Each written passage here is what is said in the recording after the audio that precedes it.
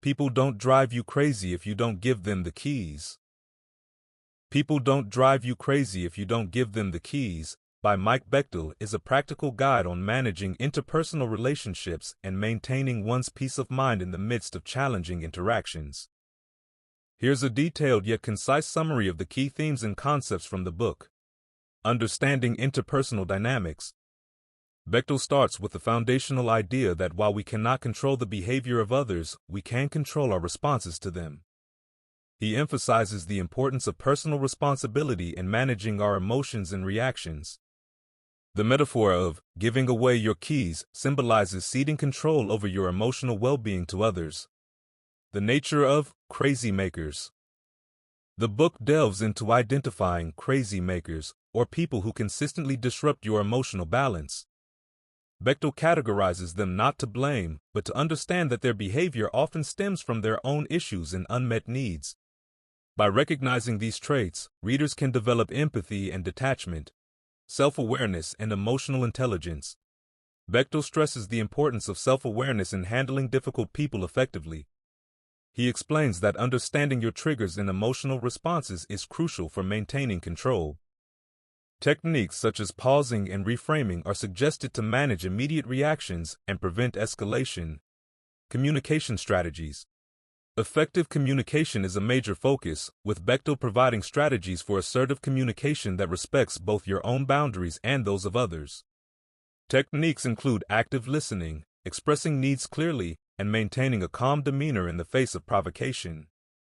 Setting boundaries. The book explores the vital role of setting boundaries to protect one's mental and emotional health. Bechtle offers practical advice on how to establish and enforce boundaries assertively without guilt or aggression.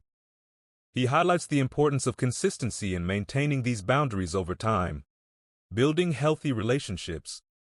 Bechtle discusses the importance of nurturing positive relationships and reducing the impact of negative ones. He suggests focusing on relationships that are mutually supportive and gradually limiting interactions that are harmful or draining.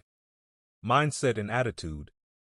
A significant part of maintaining one's peace is adopting a mindset that prioritizes personal growth and well-being. Bechtle encourages readers to practice gratitude, forgiveness, and letting go of grudges. He also highlights the importance of self-care and resilience in the face of adversity. Practical application and reflection. Throughout the book, Bechtle provides exercises and reflections to help readers apply the concepts in real life. This includes journaling prompts, scenarios for reflection, and practical steps to implement changes slowly but steadily. Conclusion and empowerment. Bechtle reiterates that taking control of one's emotional responses is empowering and liberating. By not giving away the keys, individuals can maintain their peace, enhance their communication skills, and build stronger, healthier relationships. Mike Bechtle's book begins by addressing the universal challenge of dealing with difficult people, whom he refers to as crazy makers. These are individuals who seem to have a knack for causing stress and discomfort through their actions or behavior. Bechtle asserts that everyone encounters such individuals at various points in life, whether they're family members, colleagues, or acquaintances. The crux of the book is learning how to reclaim your emotional control and not relinquish it to others. Understanding yourself. One of the foundational themes in Bechtle's work is self-awareness. Before effectively dealing with difficult people, he emphasizes the importance of understanding your reactions and emotional triggers. This inner awareness serves as a cornerstone for personal development and emotional regulation. Bechtle suggests several ways to enhance self-awareness. Journaling. Writing down emotions and responses helps identify patterns and common triggers. Mindfulness practices. Activities such as meditation focus attention on the present, reducing reactivity. Feedback solicitation. Seeking input from trusted friends or mentors provides external perspectives on behavior and attitudes. Identifying crazy makers.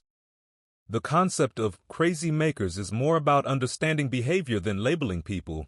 Bechtle identifies various types such as the criticizer, always finds faults and is quick to offer unsolicited advice. The victim, perpetually stuck in a cycle of self-pity and helplessness. The controller, tries to manipulate situations and people to maintain authority and dominance. The passive-aggressive expresses hostility indirectly through procrastination, sullenness, or stubbornness. By identifying these behaviors, individuals can better prepare themselves for interactions without getting sucked into the negativity. Taking responsibility for your reactions. A pivotal point Bechtle makes is the difference between responding and reacting. While reactions are immediate and often emotionally driven, responses are deliberate and thought out. He suggests, pause and breathe. A moment's pause can prevent an emotional reaction. Reframe the situation. Viewing from a different perspective can lessen its emotional charge. Empathy and understanding.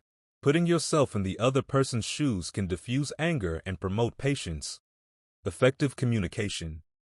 Communication plays a vital role in dealing with difficult people.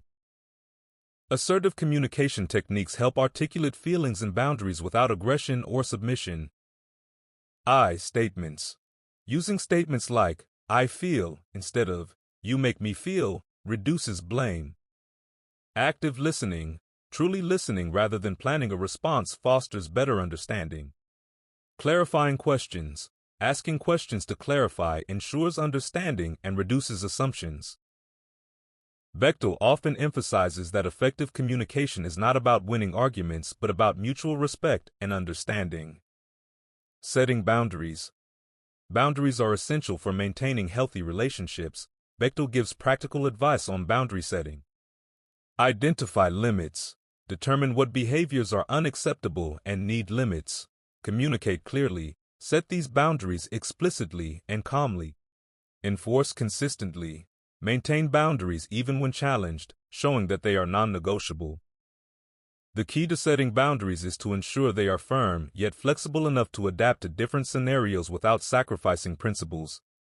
Cultivating resilience and positivity.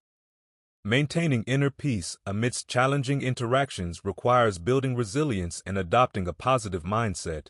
Bechtle suggests, focus on personal growth. Embrace challenges as opportunities for development. Practice gratitude. Regularly reflecting on positive aspects of life can build a sense of contentment. Engage in self-care. Physical and mental well-being are pillars of resilience. Building supportive relationships. Not all interactions need be adversarial. Bechtle encourages nurturing relationships that are supportive and nourishing. To build and maintain such relationships, he advises, invest in relationships. Spend time and energy in people who reciprocate positively. Seek mutual benefit. Forge connections where both parties feel valued and respected. Be open and honest. Transparency fosters trust and reduces misunderstandings. Practical exercises and applications. Throughout the narrative, Bechtle includes exercises to encourage readers to apply the theory. Scenario analysis. Reflect on past interactions and identify points for improvement. Role-playing. Practice responses to hypothetical situations in a safe environment. Self-assessment tools. Regularly evaluate progress in handling interactions and adjusting strategies. Integration and continuous improvement. People don't drive you crazy if you don't give them the keys. Emphasizes that managing difficult interpersonal relationships is an ongoing process rather than a one-time fix. Bechtle encourages readers to integrate the strategies discussed throughout the book into their lives continuously and to remain committed to personal growth. 1. Reflect on progress. Bechtle asserts the importance of regular reflection on one's journey. Keeping a journal or discussing experiences with a trusted friend can help. Identify growth areas. Noting how responses change over time deepens awareness. Celebrate small wins. Acknowledging progress, no matter how minor, enhances motivation. 2. Adaptable strategies. As personal situations evolve, so should the strategies employed to deal with difficult individuals. Bechtle encourages readers to stay flexible. What works in one scenario might not in another. Be willing to adapt your approach. Learn from experience. Each interaction provides data. Analyze outcomes to inform future engagements. 3. Build a support network. Creating a support network is crucial for reinforcing healthy interactions. Bechtle recommends selecting allies judiciously. Surround yourself with people who uplift and support your well-being. Engaging in group activities. Whether through hobbies, professional settings, or community involvement, shared experiences can create a sense of belonging. Overcoming common barriers. Despite the compelling strategies Bechtle presents, individuals may encounter barriers that complicate the implementation of these methods. These barriers can include 1. Fear of confrontation. Many avoid addressing difficult situations due to an innate fear of confrontation. Bechtle emphasizes that confronting issues can be uncomfortable but is ultimately necessary for growth and resolution. Suggested strategies include practice gradual exposure. Start with minor confrontations to build confidence. Use support. Bring a friend or colleague for moral support during challenging conversations. 2. Deep-seated relationships. Family dynamics or long-standing friendships can complicate boundary setting. Bechtle advises reassess relationships. Understand that not all relationships are meant to last. Some may need to evolve or end for personal health. Choose the right moment. Timing can impact the receptivity of the interaction. Choose moments when emotions are calm. 3. Self-doubt. Many individuals struggle with self-doubt when asserting their needs. Bechtle highlights the importance of affirmations and self-compassion. Positive affirmations. Create mantras that reinforce worth and assertiveness. Seek professional guidance. Therapists or counselors can provide tools for building self-esteem and addressing fears. The power of forgiveness and letting go.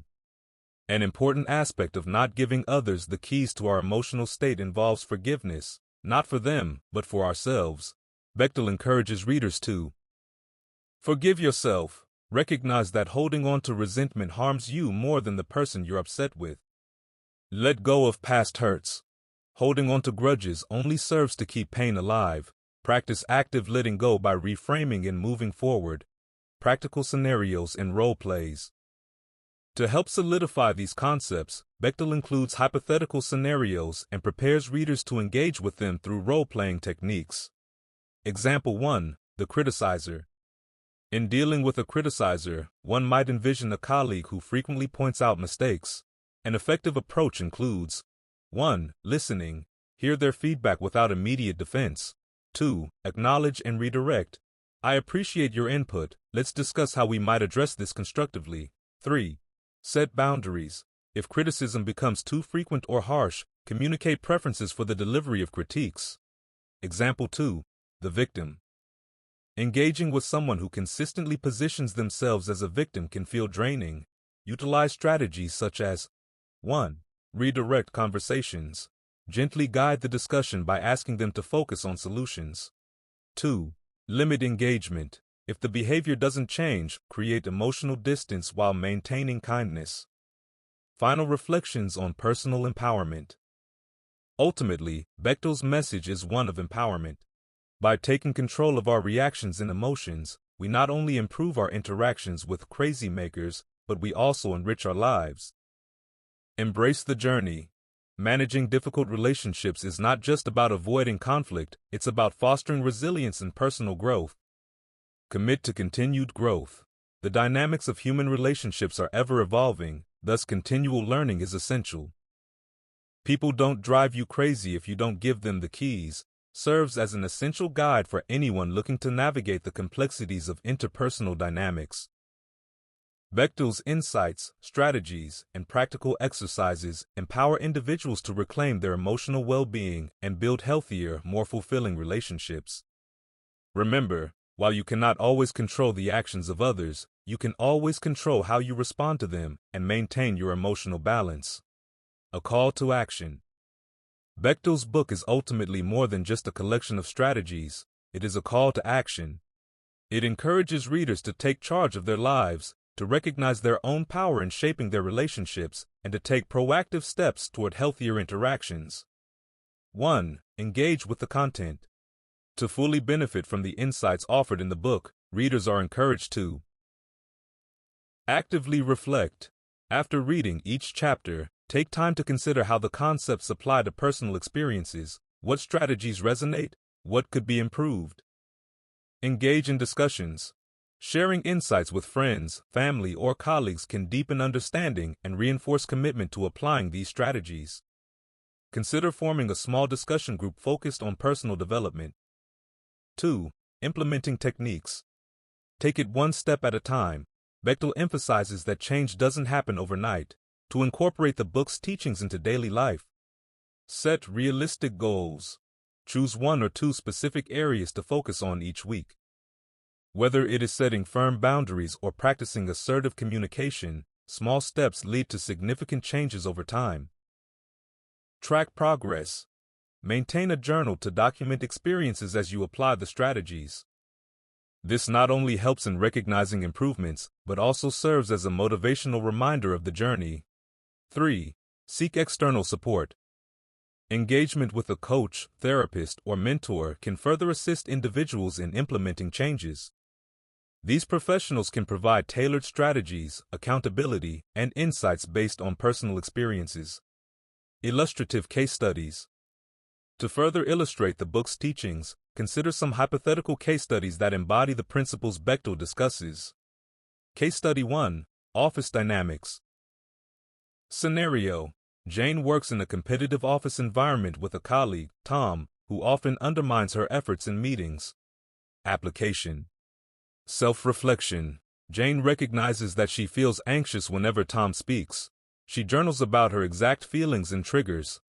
Communication. Jane decides to approach Tom after a meeting. Using an I statement, she says, "I feel undervalued when my contributions aren't acknowledged during discussions." Boundary setting. If Tom continues to undermine her, she communicates, "I prefer to have our discussions focused solely on our work contributions without personal jabs." Outcome. By proactively addressing her concerns, Jane feels more empowered and less affected by Tom's behavior. Case Study 2. Family Relationships. Scenario: Michael has a family member who always plays the victim, making family gatherings stressful. Application. Empathy and understanding. Michael acknowledges that this family member has faced difficulties in life, leading to their behavior. Response strategy. During family gatherings, instead of engaging in their victim narrative, Michael gently but assertively shifts the conversation by saying, "I'd love to hear more about your successes instead." Setting limits. If the victimhood approach continues, Michael starts limiting the time spent in close proximity and creates pleasant distractions. Outcome. This approach helps Michael feel less drained during gatherings and teaches the family member a more positive way of communicating. Final thoughts. A lifetime journey. Bechtle's insights remind us that managing difficult interpersonal dynamics is a lifelong journey rather than a destination. While we may not be able to eliminate difficult people from our lives, we can minimize their impact and enhance our own emotional security. Celebrate progress. Take time to acknowledge how far you've come in managing difficult interactions. Celebrate milestones and make adjustments as needed. Communicate changes. When establishing new boundaries or communication styles, be open with others about your journey. Clear communication fosters understanding and can positively influence those around you. Embrace continuous learning. As you navigate relationships, remain open to new insights. Read books, attend workshops, or seek courses focused on emotional intelligence and interpersonal communication. Conclusion: empowerment awaits. People don't drive you crazy if you don't give them the keys. Champions personal empowerment as the key to transforming interactions with difficult individuals. By embracing the strategies outlined by Bechtle, readers can cultivate emotional intelligence, establish healthy boundaries, and foster nurturing relationships. Ultimately, this book is a resource for anyone wishing to enhance their personal and professional lives through better self-understanding and improved communication skills. Armed with these tools and a commitment to personal growth, individuals can reclaim their peace of mind and drive their own narratives. No one else can hold the keys.